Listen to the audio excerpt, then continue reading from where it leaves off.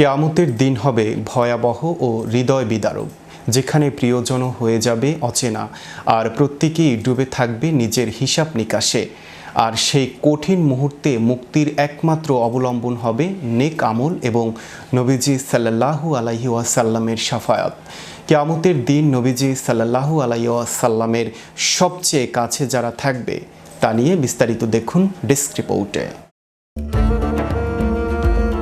কিয়ামতের দিন হবে ভয়াবহ ও বিভীষিকাময়, এমন এক দিন যেদিন মানুষ শুধু নিজের চিন্তাতেই মগ্ন থাকবে। পবিত্র কোরআনে বর্ণিত হয়েছে, সেদিন মানুষ তার আপনজনদের থেকেও পালিয়ে যাবে। ভাই, মা বাবা, স্ত্রী, সন্তান, কেউ কারো খোঁজ নেবে না। প্রত্যেকে ব্যস্ত থাকবে নিজের পরিণতি নিয়ে। কারো চেহারা হবে উজ্জ্বল ও আনন্দময়, আবার কারো মুখে থাকবে অন্ধকার ও দুঃখের ছাপ।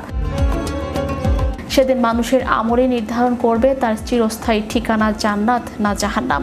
এমনকি মানুষের নিজের অঙ্গ প্রত্যঙ্গ তার বিরুদ্ধে সাক্ষ্য দেবে। জিহ্বা, হাত ও পা জানিয়ে দেবে সে কি কাজ করেছে দুনিয়াতে। আল্লাহ তাআলা প্রত্যেককে তার কর্ম অনুযায়ী পূর্ণ প্রতিদান দেবেন এবং তখন সবাই বুঝতে পারবে আল্লাহই পরম সত্য। তবে এই কঠিন দিনেও এক মহান আশার আলো থাকবেন প্রিয় নবী হযরত মুহাম্মদ সাল্লাল্লাহু আলাইহি সাল্লাম। আল্লাহর অনুমতিতে তিনি তার উম্মতের জন্য শাফায়াত করবেন। হাদিসে এসেছে, কিয়ামতের দিন তিনি হবেন বনি আদমের নেতা এবং তার হাতেই থাকবে প্রশংসার পতাকা। আরও একটি গুরুত্বপূর্ণ বিষয় হলো, যারা দুনিয়াতে বেশি বেশি দরুদ শরীফ পাঠ করবে তারা কিয়ামতের দিন নবীজি সাল্লাল্লাহু আলাইহি সাল্লামের সবচেয়ে নিকটবর্তী হবে।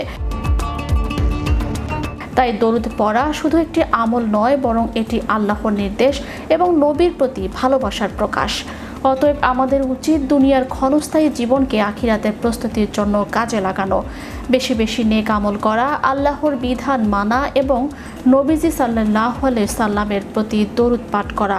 এসবই আমাদের মুক্তির পথ। Channel Europe news desk.